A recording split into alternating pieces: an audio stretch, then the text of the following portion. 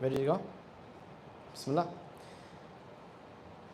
Bismillah, alhamdulillah, wassalatu wassalamu ala rasulillah. Allahumma salli ala Muhammadin wa ala ali Muhammad kama sallaita ala Ibrahim wa ala ali Ibrahim innaka Hamidun Majid. Allahumma barik ala Muhammadin wa ala ali Muhammad kama barakta ala Ibrahim wa ala ali Ibrahim innaka Hamidun Majid.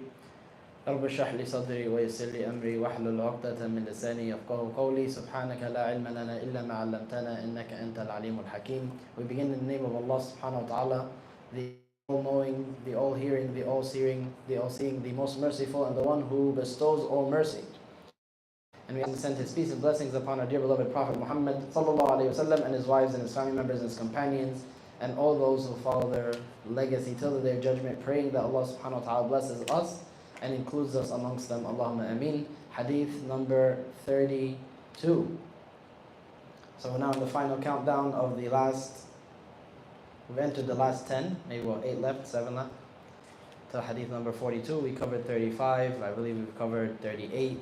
So maybe 8 hadith left. Alhamdulillah, may Allah subhanahu wa ta'ala make these ahadith a hallmark of our character and a metric that we measure ourselves against and a standard that we hold ourselves to. Allahumma ameen. Adam, you want to read it for us? Hadith number 32. It's 4 words. You're good this time. Here. Yeah. You got good practice. عن أبي سعيد سعد بن مالك ابن سنان الخدري رضي الله عنه أن رسول الله صلى الله عليه وسلم قال لا ضرر ولا ضرار حديث حسن. Jazakallah khairan. Someone wants to read the English for us? Everybody here reads English?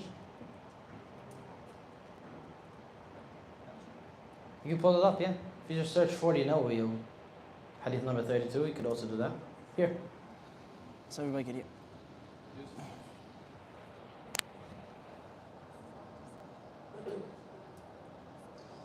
There should be neither harming nor reciprocating harm. A Hasan hadith related by Ibn Majah, Ad-Darqutni, and others as a Musnad hadith. It was also related by Malik in Al-Muwatta in Mursal form from Amr ibn Yahya from his father from the Prophet Muhammad sallallahu alaihi wasallam, believed in Abu Sa'id from the chain, and it has other chains of narrations that strengthen one another. That's good. We usually don't go that far in the hadith grading. There's pages and pages on every single hadith we've done so far.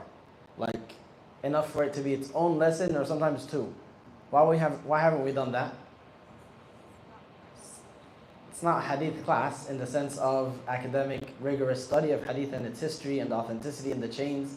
Today a few times we jumped in, like today we're going to jump in with something small. But we usually don't even read all that, but hey, it's okay, there's nothing wrong with it, but it's its own science. It needs its own explanations of what is the grading of hadith, what is the difference between these gradings, why did Imam Nawawi include things of different gradings as opposed to the most authentic, doesn't matter.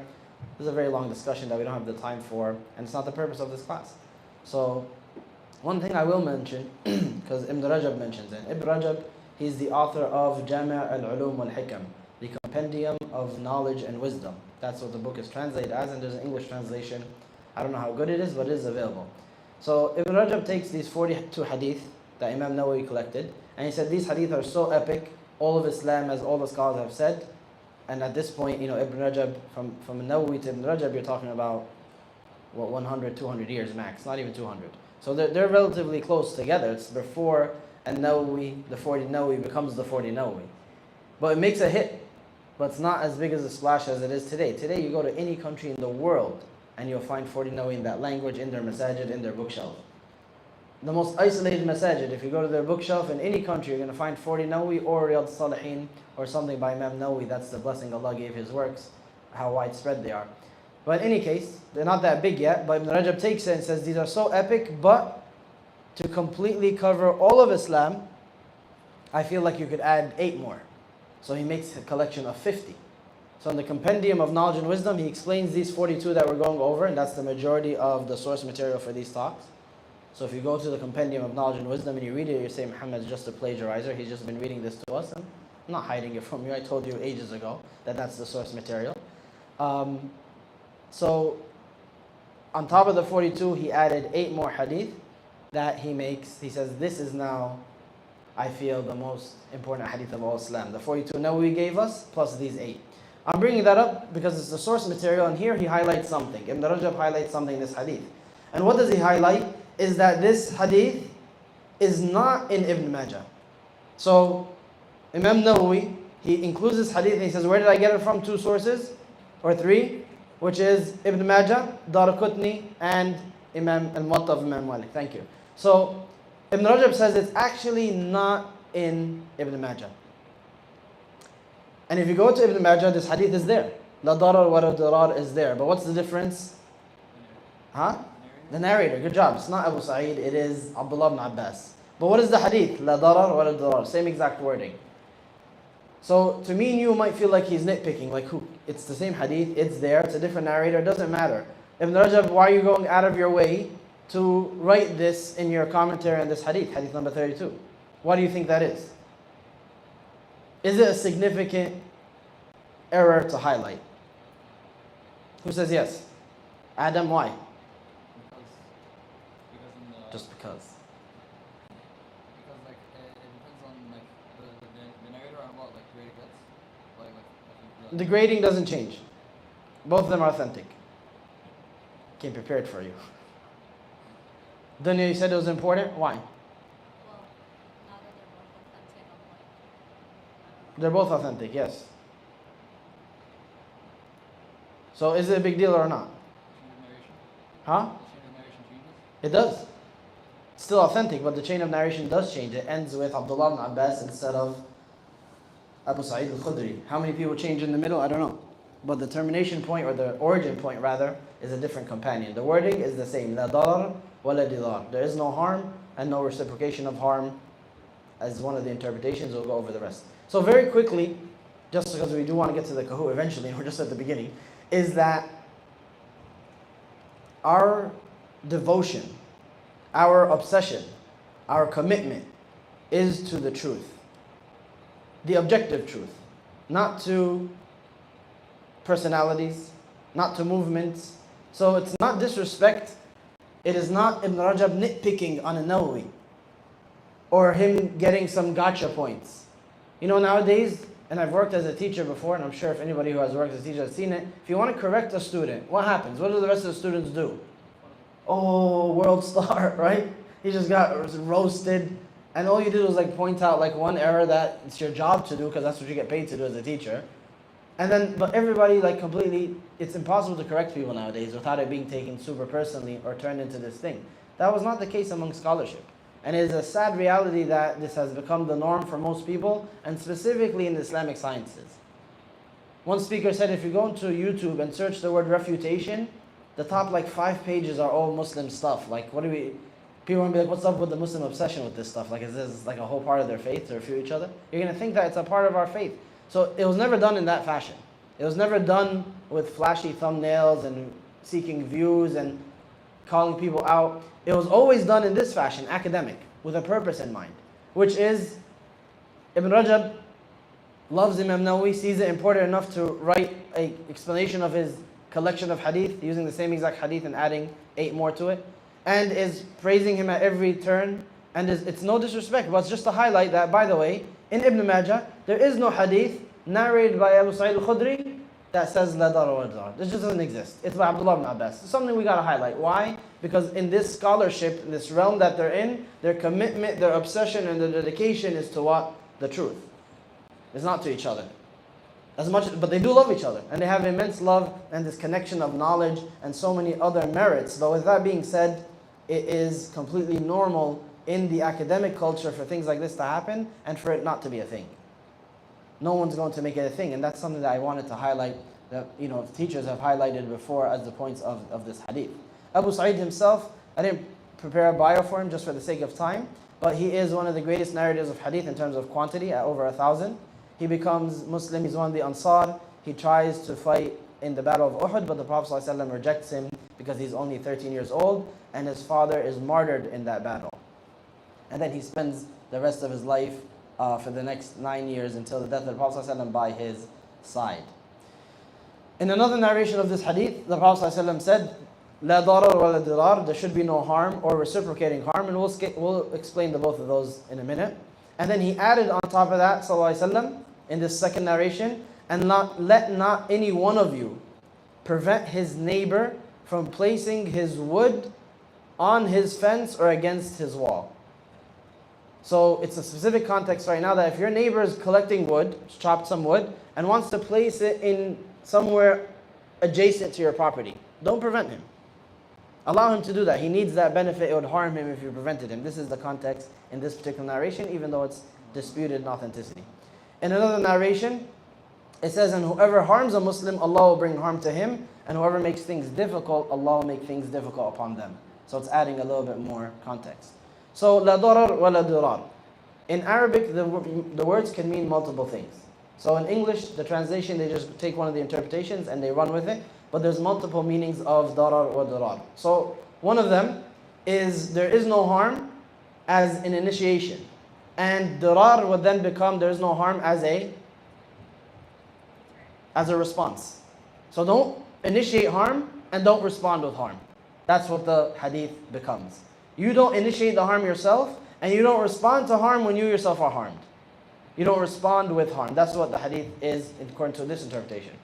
Another interpretation of darar and dirar now is darar is direct and dirar is indirect. There should be no harm intentionally or as a consequence. I mean, I didn't mean to hurt him. Did what you intentionally do cause harm, whether it was intentional or not? If the answer is yes, that's dirar. So there should be none of either. Another interpretation is that there's no individual harm, darar, and then dirar is mutual harm, involving more than one other person. So put all of them together because it means all of them at once. The summary becomes all forms of harm from any source are prohibited and should be prevented. That's the meaning of the hadith, even though the wording is different. The wording is in an interesting form. What is the form of the statement? La darar wa la dirar. We spoke about this last week. What is the form of this statement? I mean, I just said it. There's no point in asking. It's a statement, right? It's said in a statement. Is it really true that there is no harm and no reciprocating harm? It's not a true statement. So it's a command. You guys get what I'm saying? It's like saying there's nobody with their shoes in the masjid. I'm not trying to say a factual description of the masjid right now that there's nobody here in shoes. I'm trying to say that's not allowed, right? So this is an understood vehicle of the language that we have to understand why. Why are we being so technical? Why am I breaking down statements and commands? Like, why am I being so tedious? I have nothing better to do? Huh? So why is this important? Why, I don't do that with your language, you don't do it with mine. So the commands and the prohibitions of the Prophet ﷺ are consequential. This is now going to translate into obligation or prohibition, reward and sin that's going to be built on this statement. So that's why we're getting so technical with it. So, this is one of the greatest hadith in all Islamic fiqh, in all of Islam actually. I know we've said that multiple times, but that's because Imam Nawawi purposely chose a hadith that were great in Islam. So, this hadith is 1/5 of all fiqh, as some scholars have said. That all fiqh, all of Islamic law, all of Islamic concepts, they come back to 5 main governing, overarching themes and maxims. We did this in the deep dive, so those of you that were there, help us out. And those of you that weren't, if you know them, please join us. So what are these 5 main maxims that judge the whole Sharia? All Islamic rulings, whatever they are, in whatever category, come back to these 5. What are they? So certainty is not removed by doubt, that's number 2. Hold up, slow down. Which is al-yaqinu la yazulu bil-shak.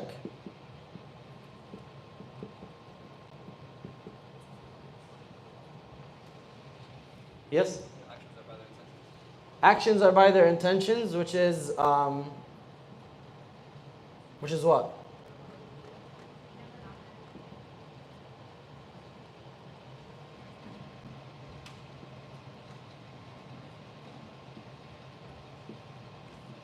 Or al-amur bi-maqasidiha, that's like another way that's usually stated. 3, 4, 5.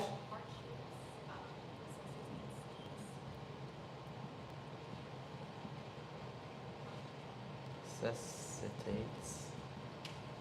It's actually hardship necessitates easing, would be a more accurate translation, and there is a difference. We're not going to go over it, so there's no point in doing that, but just interesting.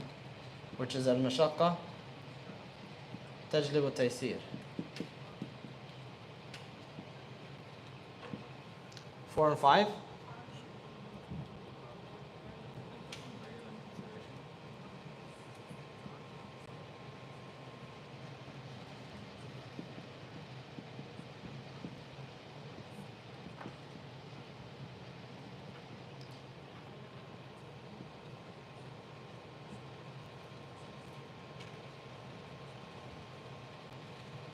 Customs are given consideration, or al-ada muhakkama, or muhkama, both works. So all Islamic law goes back to these 5 rules. Under these 5 rules, or these 5 maxims, or these 5 principles are sub-maxims, other points that are also considered as rules. But then these are the main ones. These are like the 5 chapters. So everything in Islam will come back to this. Nothing in Islam will contradict this. You might have one exception or a particular context, a situational exception, but all the rules will abide by these 5. And everything will come back to them. They are overarching statements that govern all Islamic law. All rules, all concepts come back to these 5. They're fundamentals. So we see here that one of them is harm should be removed. Harm for what? What kind of harm? Where am I looking out for harm? That's the next 5 now. So Sharia came to protect these 5 things. I'm going to erase this. Hope you got it. If not, it's in the recording. Sorry. Should have planned the space on the board better, but I didn't. So the Sharia came to protect 5 things. What are they? Your deen, your life, your physical life. Huh? Your property, your wealth, your honor. And then number 3 is? Family is here. Blood is here. And here.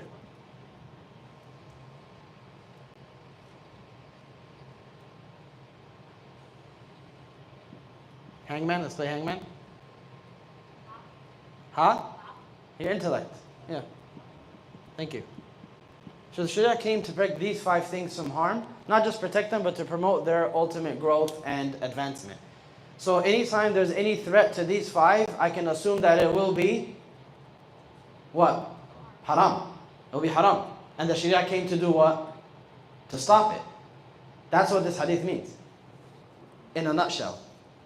If I want to apply this hadith in the most basic form, whenever these 5 are in danger, anything threatens them, that thing, doing it or supporting it or paying for it, is haram. And it must be put an end to. That's a small summary of this hadith, of what it means. But of course, the devil's in the details, as they say, that the how and the when is the question.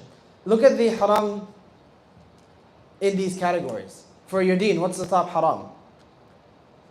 Shirk, right? To associate partners with Allah. Who's being harmed there? What is the harm that wants to be prevented? Whose rights are being violated? Is Allah being harmed?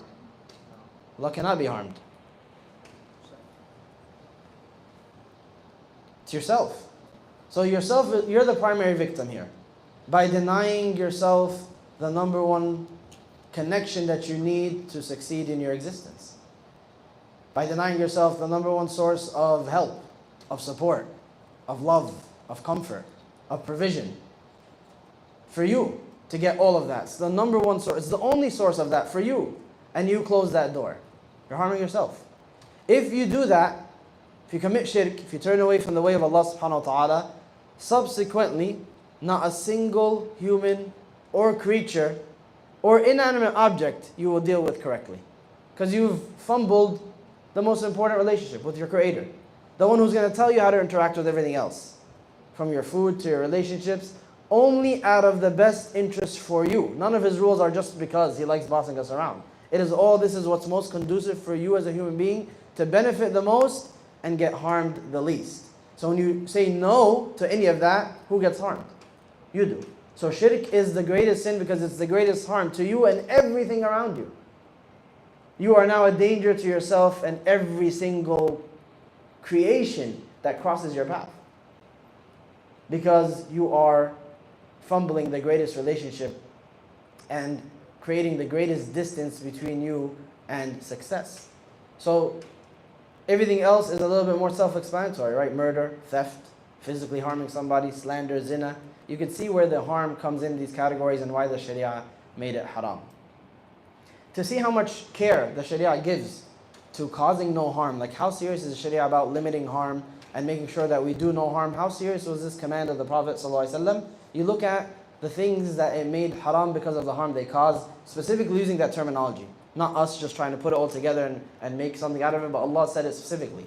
Things that people didn't expect or didn't care about or even till today neglect. For example, just a few random examples, there's tons of them of course in our deen. Allah subhanahu wa ta'ala says, فَأَمْسِكُوهُنَّ بِمَعْرُوفٍ أَوْ سَرِّحُوهُنَّ بِمَعْرُوفٍ وَلَا تُمْسِكُوهُنَّ ضِرَارًا لِتَعْتَدُوا. Regarding divorce, you either take them back reasonably or let them go reasonably.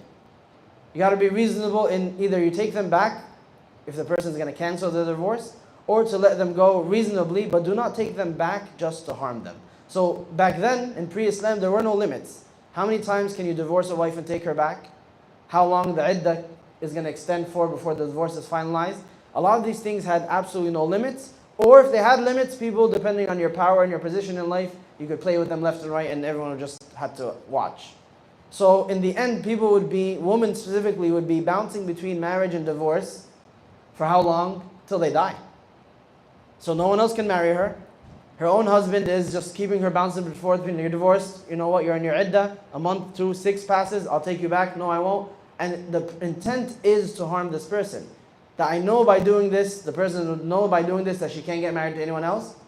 And that her own life will be miserable because she doesn't have a marital life.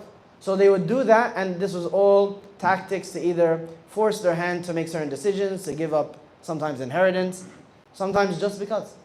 So Allah subhanahu wa ta'ala says there's a time limit on this now. And you either, regarding the time limit itself, you don't wait till the end. You either let them go or you're taking them back. Like, make up your mind, this isn't a game. All this is because so you do not harm them, Allah subhanahu wa ta'ala says. You do not harm these people. So subhanAllah, it's something that's very interesting. It's a sector of society that the people didn't care about back then, and to be frank, even though my name is Mohammad, they don't care about today. They don't particularly care too much about this today. They're not too concerned about the mercy or the care for people's emotions or the care for people's struggles or challenges in these particular times. Which is why, non-coincidentally, Allah subhanahu wa ta'ala says in the midst of the ayat of talaq, وَلَا تَنْسَوُا الْفَضْلَ بَيْنَكُمْ. Do not forget the grace and the virtue you had once between you. Like, just because it's ending now doesn't mean you turn into a monster and you go out of your way to harm each other. And we see this very often. Divorce, people weaponize kids, people turn very nasty, and harm becomes an inherent goal.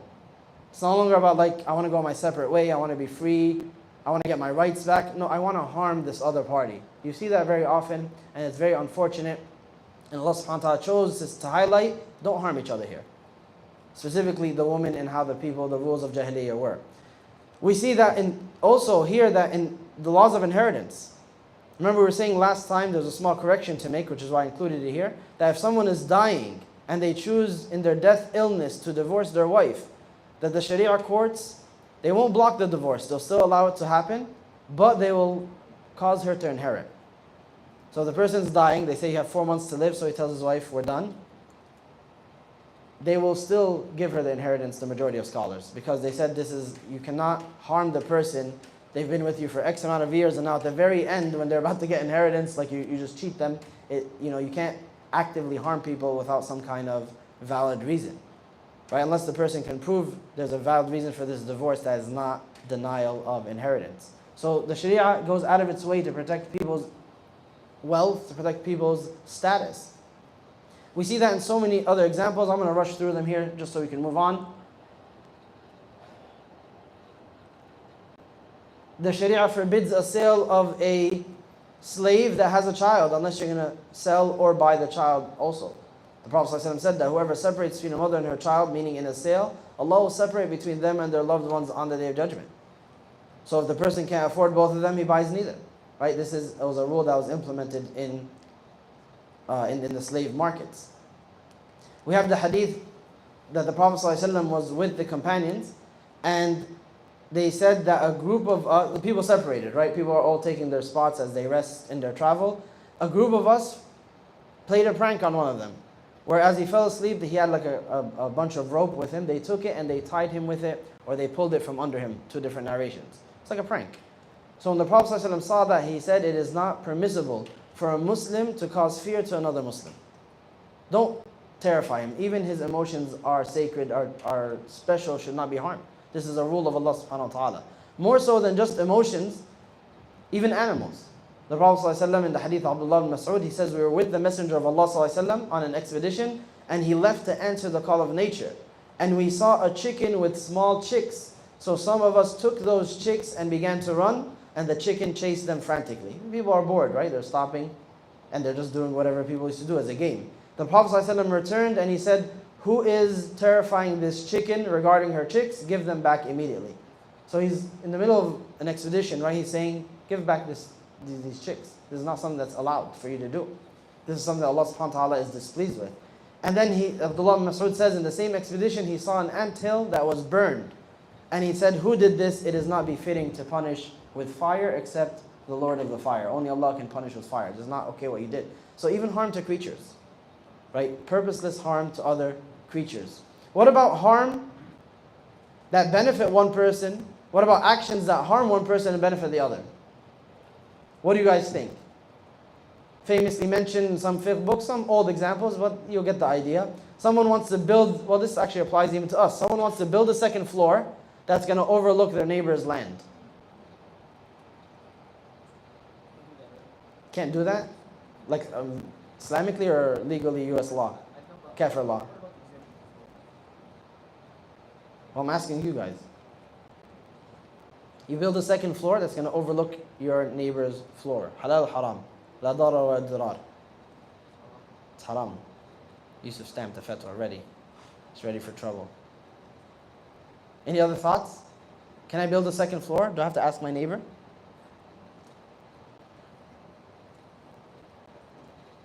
What about that smell they spray in the masjid?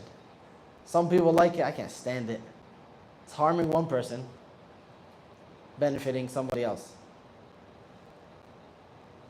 What do you guys think? How do we judge these things?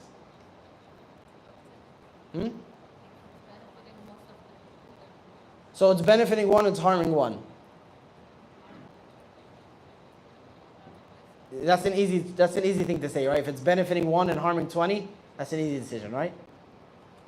Maybe, yeah. I would say that technically is wrong, but like because it's not like Sharia and like beliefs that it's like okay, but you shouldn't do it. So based on this hadith, would it be halal or haram? Should or shouldn't? We know like the ideals and like respect your neighbors and make sure they're comfortable. Put all that aside, halal or haram. Would Islam approve of this or not? That's where you want to go. Savi? So probably when it comes to like smell, I guess if it's not harming the other person that is like benefiting, then it's wrong to spray it because it's harming one person. Does it make sense? You lost me once you said we're going to spray it. I don't want to spray it. That's the whole point. No, okay. No, it makes sense. I'm kidding. So when it comes to your own property now, go ahead, Nada. You said harming one person. Say it again. Yeah, so the discussion's about harming one person, right? If one person's being harmed and one person's benefiting, Then how do but one person's benefiting, how do you're harming one person? Like why is his harm more important than my benefit? it's only benefiting. It's not like is it? It's not What makes him more important than me? the other one's being harmed. The one of them. So the fact that he's being harmed is more important than me benefiting? What makes him so important? It's not about it's being harmed. That's true. But it's not Preventing harm takes precedence over procuring benefit. But we're going to get to these overarching rules that help us refine this broad one. But I'm just hearing your thoughts now. Go ahead, Simon. I would say it would be halal because it's not a necessity to technically have that smell in the masjid. Preach, brother. And if someone has a health condition, it would actually prevent them from coming to the masjid, It's about to start a health condition for me. or a headache or whatever. So I would say it's probably better to remain neutral. You guys are touching very great points. Go ahead, Joy. Yeah? Is that weird that people don't care anymore? That not keeping in mind and having empathy for other people's harm, Okay. Adam, close it off. I was gonna say, like, for example, like the smell. I'd say the benefit of the smaller harm is better than the greater harm, because the smell is masking the smell of the feet. Mhm. The smell. This guy's getting The smell. philosophical with it. Feels What if I told you I'd rather smell feet? weird. No, I wouldn't. Az-Zubayr ibn Awwam, radiallahu anhu, he had land that was slightly more elevated than the land of his neighbor who was from the Ansar, people of Medina. So whenever it would rain, which is like not very common, he would, because it's not very common and because he's uphill, he would dam it.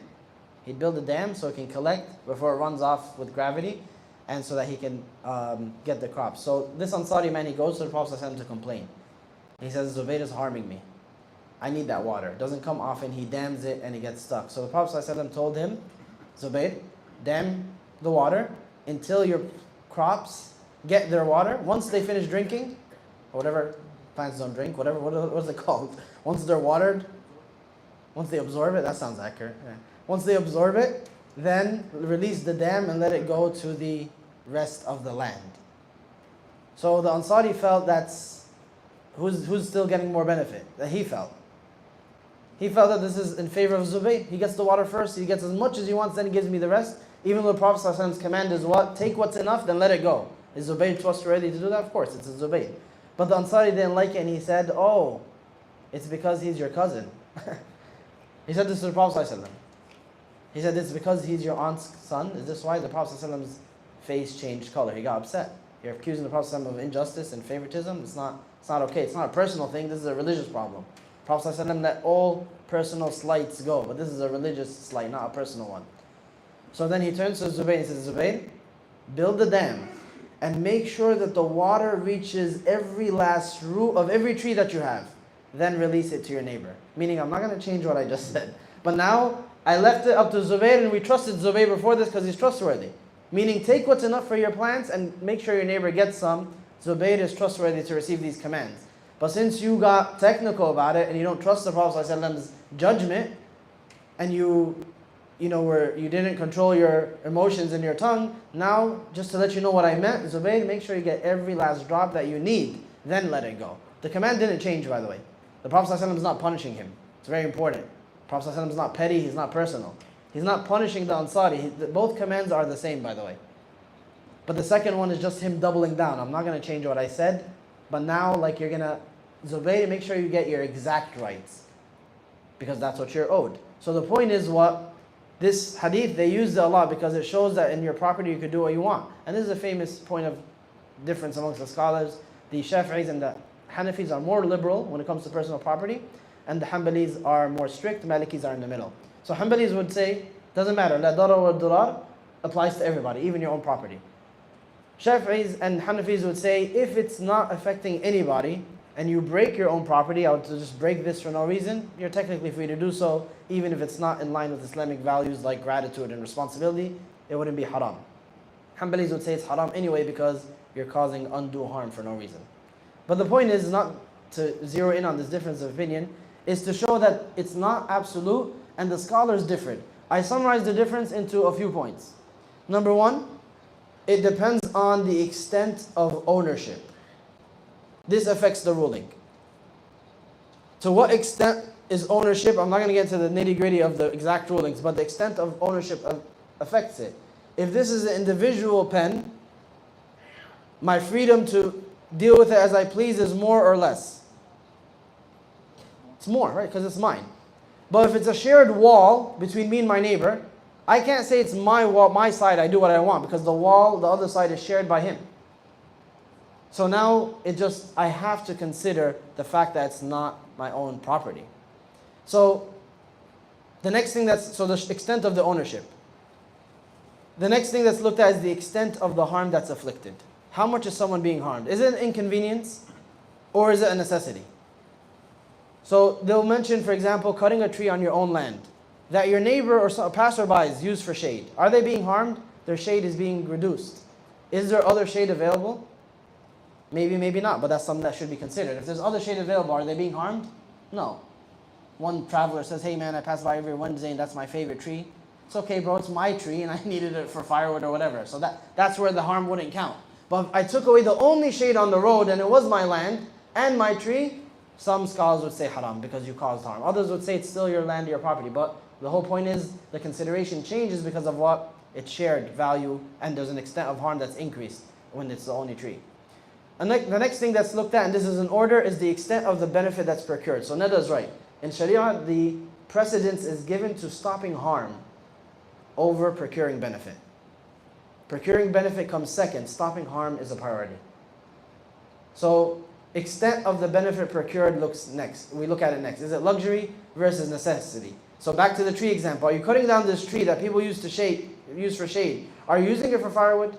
Using it to build something? Or are you just cutting it because you don't like it? Or God forbid, and this is real, you're cutting it because I'm sick of people freeloading off of my tree for shade.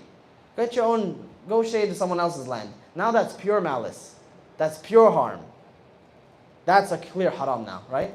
Even if it's your property. According to some scholars, some say as long as it's your property, you're free. But my whole point is, this is what the Sharia looks at to determine halal or haram. What is the likelihood of harm? What is the likelihood of benefit? 20% chance that you make $100, 80% chance that you lose your leg. Don't you hate those guys that like, hey, if you had 20% chance to do this, and you're like, hey man, just stop it. Why do people do those scenarios? But here there's a purpose for it, which is we're doing a Sharia experiment. Well, some guys are just like that. You guys know what I'm talking about? They're just like always throwing these percentages at you like that's how the world works. It isn't. But what is the likelihood of harm? What is the likelihood of benefit? What is the probability of both? It's statistically significant. Lastly, and it should probably come first, is the intention. If all of this checks out, but the person's intention is evil, it's haram. If none of this checks out, but the person's intention was well, then it's a mistake. And that has its own hadith that we'll get to eventually. So how many things did we cover? 6. Extent of the ownership, extent of the harm afflicted, extent of the benefit procured, likelihood of harm, likelihood of benefit, and then the intent. All of this is looked at first. And a lot of times this is very fast-tracked by looking at custom, the urf. What is the custom in your land? So if someone says, I didn't mean to harm you by doing this, like for example, you ever see some brothers from Dagestan and Uzbekistan, these countries, when they say salam to you, how Arab do the kiss on each cheek, sometimes they give you a headbutt. Right? Anybody get one of those? First time I got one, my head was spinning for a minute. It's like, what time is it? What masjid am I in? That's their custom. I can't say you harmed me. If I was in their land or like let's say their masjid, it's a custom, it's acceptable, it's known, it's the norm. I wouldn't have a case there. But if Yusuf came up to me and said, hey Mohammad, I found out this new thing, and he gives me a salam like that, is that our custom? It's not. Is it something that I'd expect from him? Is it a norm? It's not. Is this harm considerable? It is. The first one wasn't because of custom. So that can change everything. Great. Next, I have a question for you, and we'll stop for Maghrib after this. What time is the adhan? TV's missing? 2 minutes? Now? Okay. We'll stop for Maghrib. Then we'll have like just one more thing, then we'll go to the Kahoot. Have one more question for you guys, or two. And then we'll do the Kahoot, inshallah. Yes? I said what?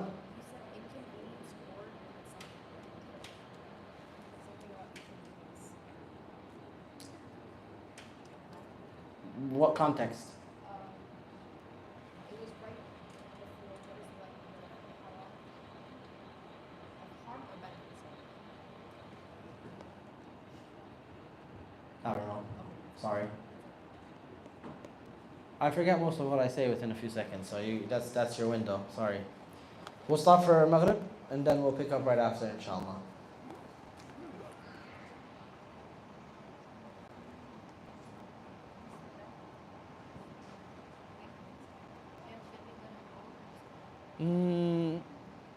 what do you usually do? Just let it roll then, it's fine. الله أكبر الله أكبر الله أكبر الله أكبر أشهد أن لا إله إلا الله أشهد أن لا إله إلا الله أشهد أن محمدا رسول الله أشهد أن محمدا رسول الله حي على الصلاة حي على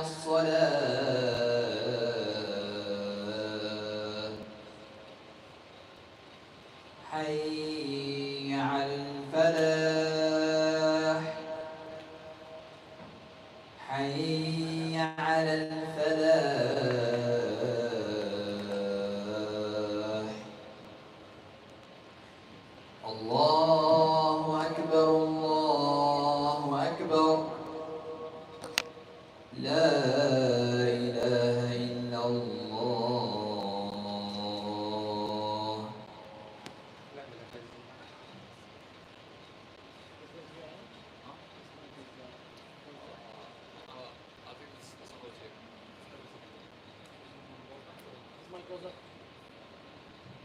Does this mic go with your hands?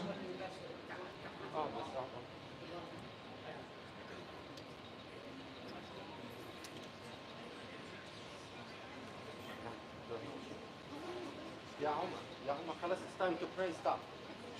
Okay, stop. Wait, are you still by yourself? Can we pray بس لك تيسر؟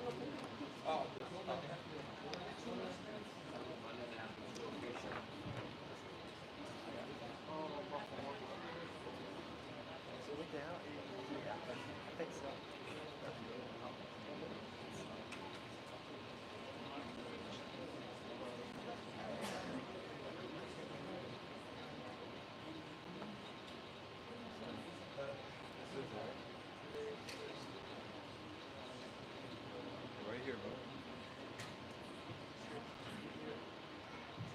Outside? Oh. Fine. You're in screenshot? I'm watching the hangout. Yes.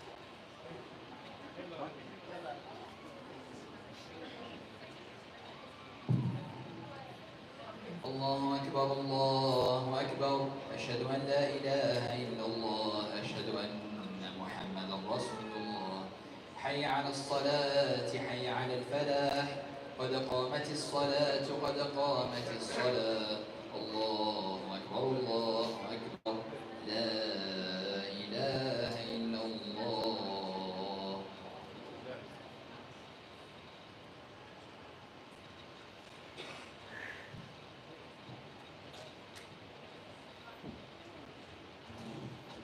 الله أكبر.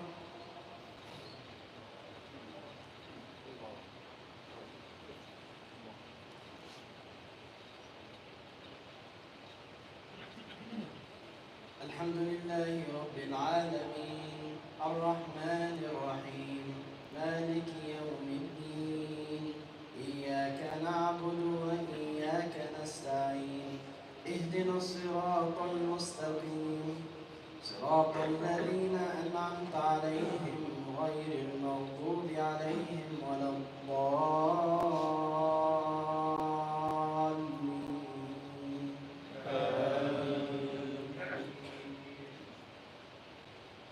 إن للمتقين مفازا حدائق وأعنابا وكواعب أترابا وكأسا دهاقا لا يسمعون فيها لغوا ولا كذابا جزاء من ربك عطاء حسابا رب السماوات والأرض وما بينهما الرحمن لا يملكون منه خطابا يوم يقوم الروح والملائكة صفا لا يتكلمون إلا من أذن له الرحمن وقال صوابا ذلك اليوم الحق فمن شاء اتخذ إلى ربه مآبا إنا أنذرناكم عذابا قريبا يوم ينظر المرء ما قدمت يداه ويقول الكافر يا ليتني كنت ترابا الله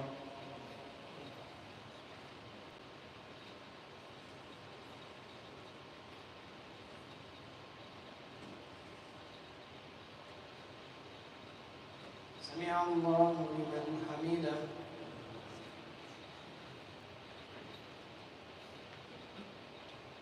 الله أكبر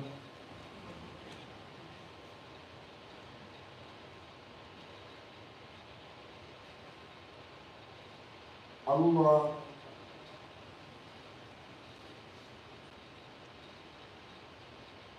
الله أكبر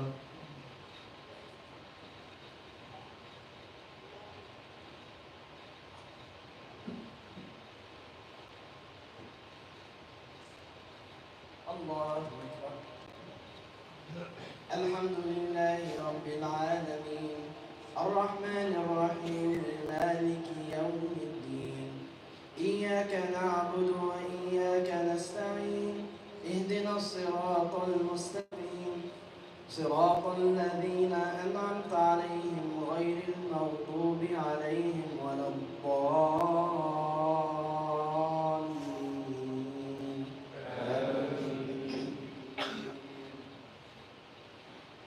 كلا إذا دكت الأرض دكا دكا وجاء ربك والملك صفا صفا وجيء يومئذ بجهنم يومئذ يتذكر الإنسان وأنى له الذكرى يقول يا ليتني قدمت لحياتي فيومئذ لا يعذب عذابه أحد ولا يوثق وثاقه أحد يا أيتها النفس المطمئنة ارجعي إلى ربك راضية مرضية فادخلي في عبادي وادخلي جنتي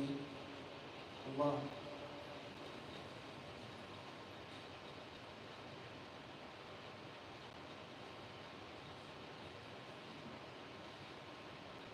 سمع الله لمن حمده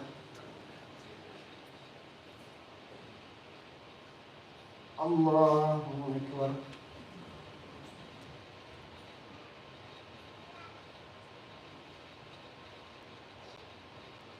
الله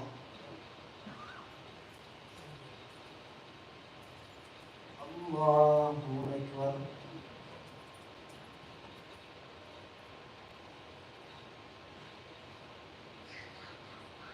الله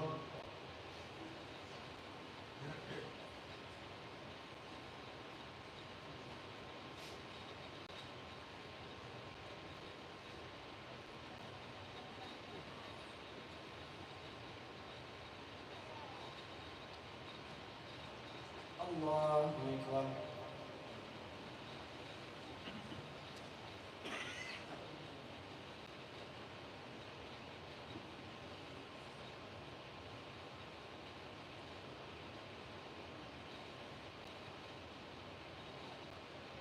الله.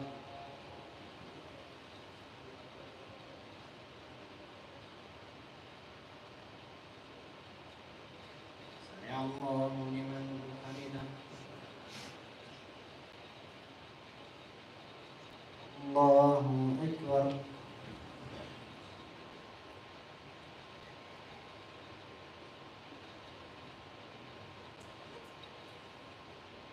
الله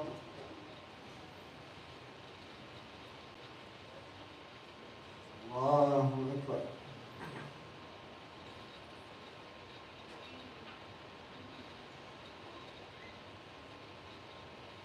الله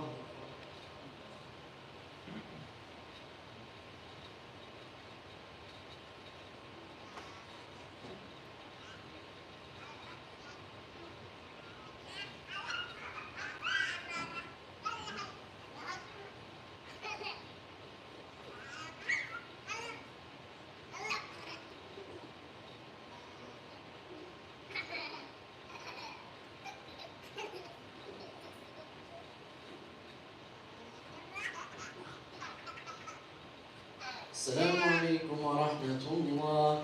السلام عليكم ورحمة الله.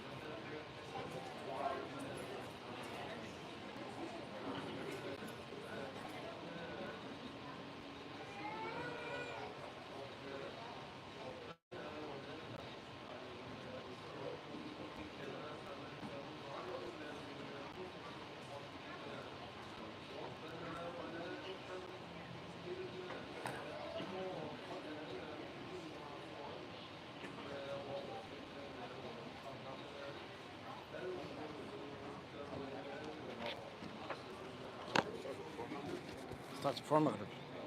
7:30 to about 8:30. We're wrapping up.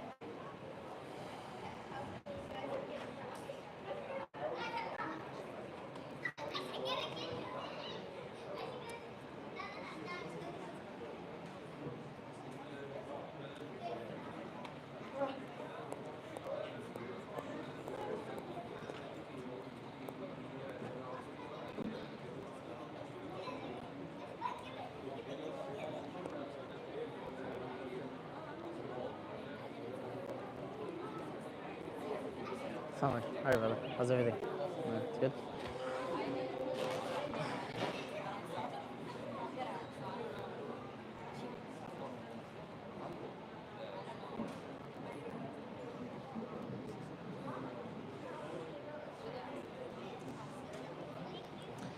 Okay, Bismillah wa salatu salam ala Rasulullah. Bismillah, alhamdulillah, wa salatu salam ala Rasulullah. We'll give it just a minute for people to finish the salah.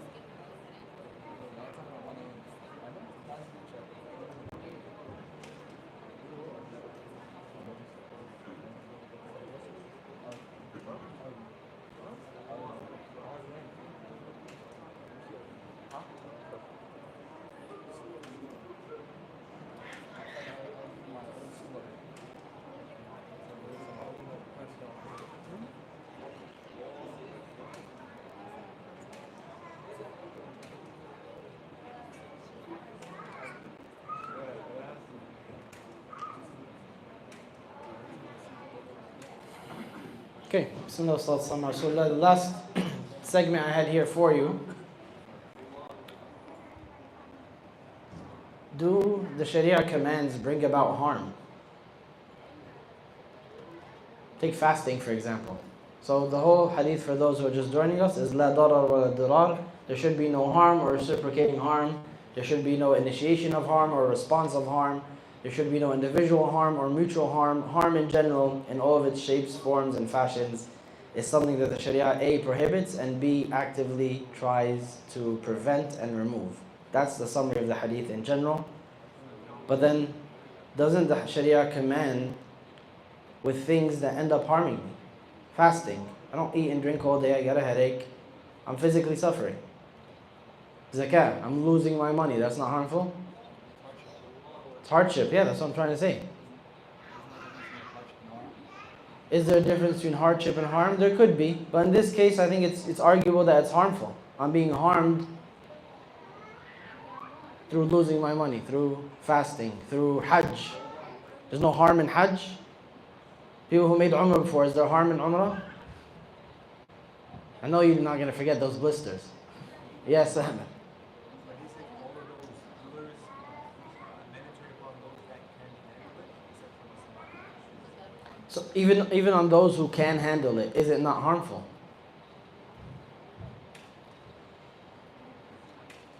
This side? Ladies? Working is harmful also. Working is harmful over, yeah. We gotta do it. It's not the Sharia's fault. Yes? You have repeat the question. Doesn't the Sharia command things that end up harming you?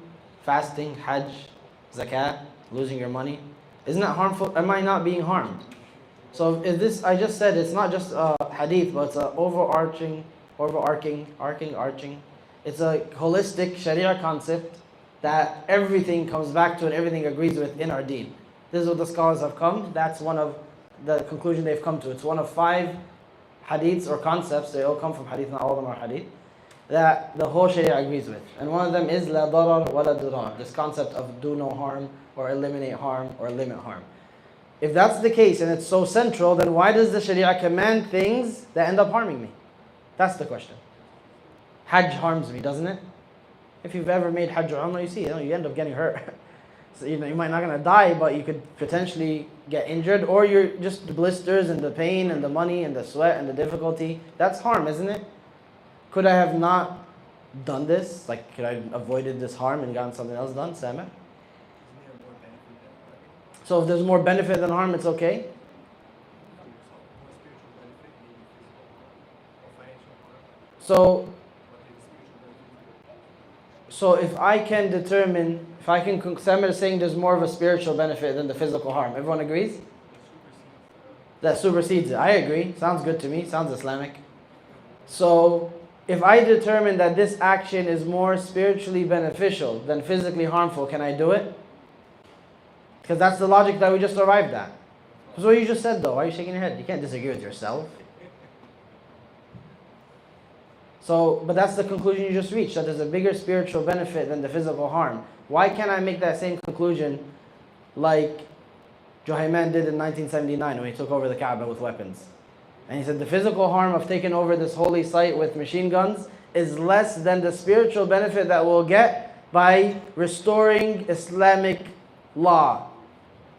1 month later, hundreds of pilgrims and people dead, then they had to bring in the French and it was a mess. Look it up, the Grand Mosque seizure of 1979. Did he not know that you can't bring weapons into the haram and take it hostage? He was a student at Medina University. He knew that. But his logic was the spiritual benefit is greater than all this physical harm. What do you guys think about that logic? They brought in machine guns in the boxes for the janazas, so they thought it was a body. That's why they don't have boxes anymore till now. They forbid the boxes because we don't know what's inside them. They pulled out the machine guns, they take over the haram for the next 30 days, no one in or out. They kill some people, and it's a huge mess. So, in their mind, these are all students of like Sharia law. How did he get a bunch of people who study Islamic law to come to this conclusion? Who knows what they were studying or how? How did people who study Islam for real ever come to this conclusion being a logical one? I don't know. May Allah protect us. Don't take it lightly or as a point of humor just because the way that I talk. I can't help it. But it's not a joke. In reality, these people were serious students of Islam who thought they were servicing the deen when they did this. So it's a real warning sign that you could end up doing something like this and think you're serving the deen, think you're pleasing Allah, but in reality you're far right or far left or anywhere but the center. So just being in the masjid, caring about ilm, caring about pleasing Allah is not enough. You have to be sincere, you have to do it correctly. The detours are many and they're long and none of them lead back to the path. Back to my question, doesn't the Sharia commands bring about harm? So all the points you're saying are correct. I'm just pushing back to see how willing you are to defend them, and most of you guys drop them immediately. Like you drop your own idea and your own thought as soon as it gets pushed against, and that's not good. Defend it, even if you're not 100% sure where it's going. Follow along till it hits a dead end, and then together we'll laugh at you. It's fine. That's how you learn. Yeah. So to somewhat defend my point, separating you from what happened. I gave you the confidence. You're like, you know what? I could defend this. I don't want to be argumentative, but I want to. No, that's fine. So I do believe there's a flood which, not from Allah, but from us as humans, that Allah made us with flaws that we just can't constantly expect to feel pleasure. And sometimes you have to feel some harm to control your nafs, as a greater cause of spiritual. To me, it's like, alright, Spot on. No, you're spot on.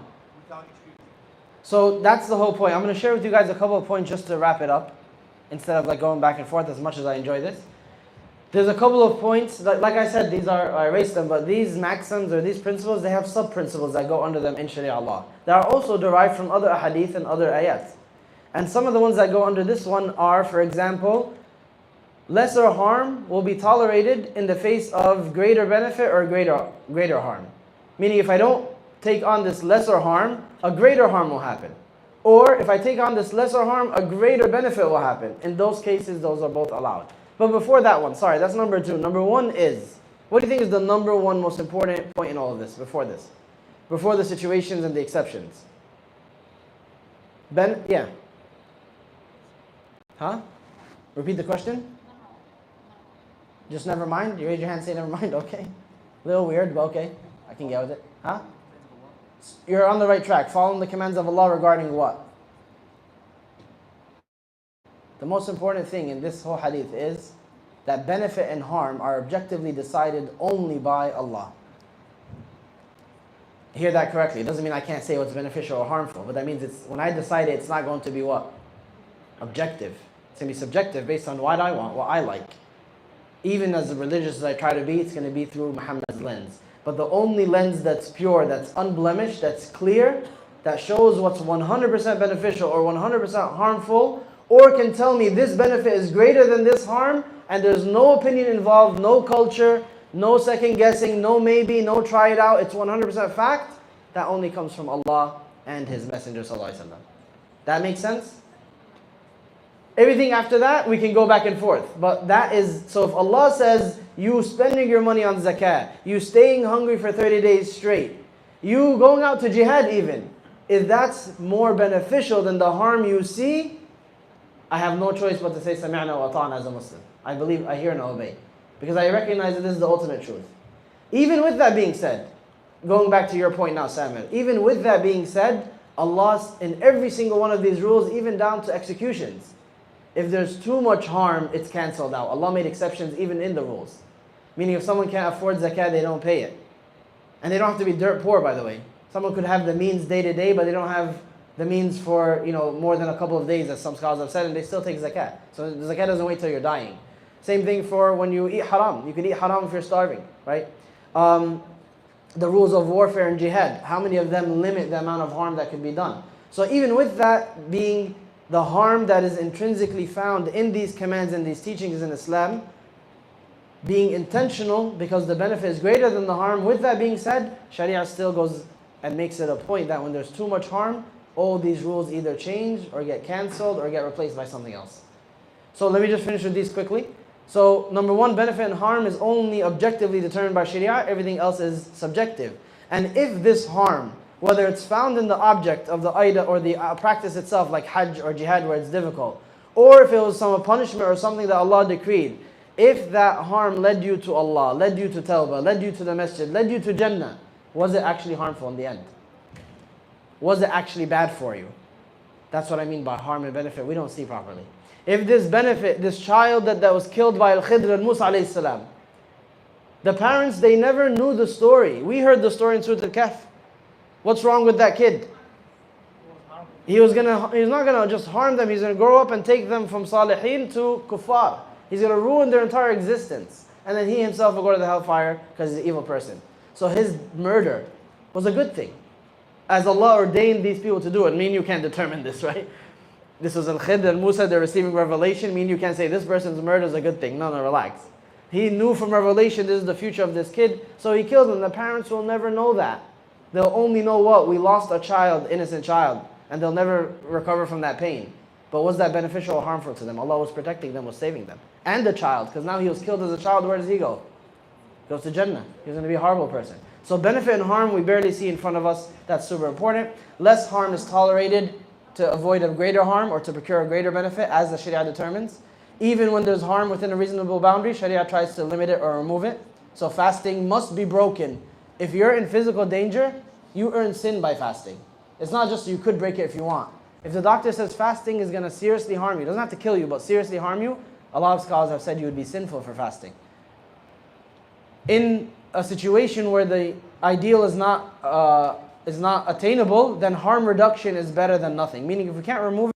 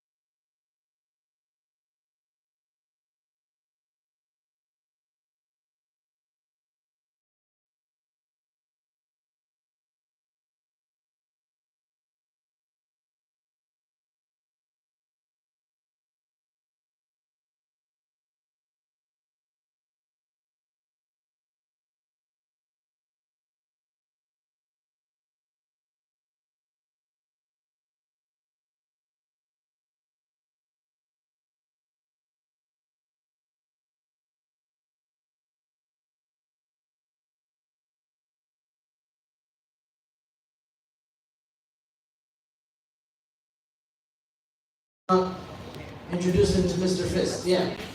No? Can't? Can I just trip him on his way to the supermarket? Just take out my foot? Alright. The harm outweighs the benefit.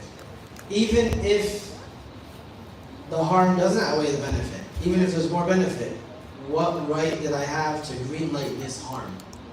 That's the first question. If it's harmful, I agree it's harmful, right? Someone's getting beat up, that's like, everyone agrees that it's harm. So there's no question that it's harmful. The first question is, what right do I have to greenlight it? What allows me to inflict harm? If I can't find that answer in the Sharia, the answer is no. Confidently. It's that simple. What allows me to strike him? He's a Zionist. Is that a legitimate reason to get clocked in the Sharia? Do we have an evidence to say Zionists must be beat up on sight? Kuffar must be beat up on sight? Is there such thing? So where's the evidence that you can incur the harm in the first place? If you're unable to produce that, then tone down the confidence of like, no, of course, you gotta. So many people talk like that. I was discussing with somebody, hope he's not watching, he might be watching, it's okay, about the same thing that I just brought up, the Grand Mosque seizure in 1979. And, you know, it's an innocent question, but to me it was shocking. Well, after hearing the story, his reaction was, so where exactly did they go wrong? Like, what was wrong about what was done? And I don't blame this person because they didn't study Sharia law. It's an innocent question. It's like no malice. They're actually asking. They weren't saying like, oh, it's a good thing. They're saying like, wait, so where's the exact violation so I can see it? But my point is, any Muslim should, as clear as the sun, see how this is full of violations, right?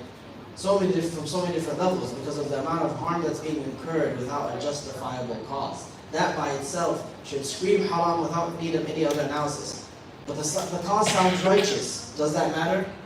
The people who are doing it were students. Does that matter? Their cause was establish Islamic law and get rid of foreign negative influence. Sounds great. None of that matters because it was pure harm that didn't have a Shari'i green light. When you understand the Sharia, you don't have to be a scholar, but you're regularly in contact with these evidences and this information, you all of a sudden have this functioning compass while everyone else is just like in the wind. Benefit, harm, good, bad, feels right, feels wrong. They're just, even when they're religious, they're subject to their own emotions or whatever goes on around them. Any questions before we go to the code? Yeah, go ahead, Sam. We can do two on each side.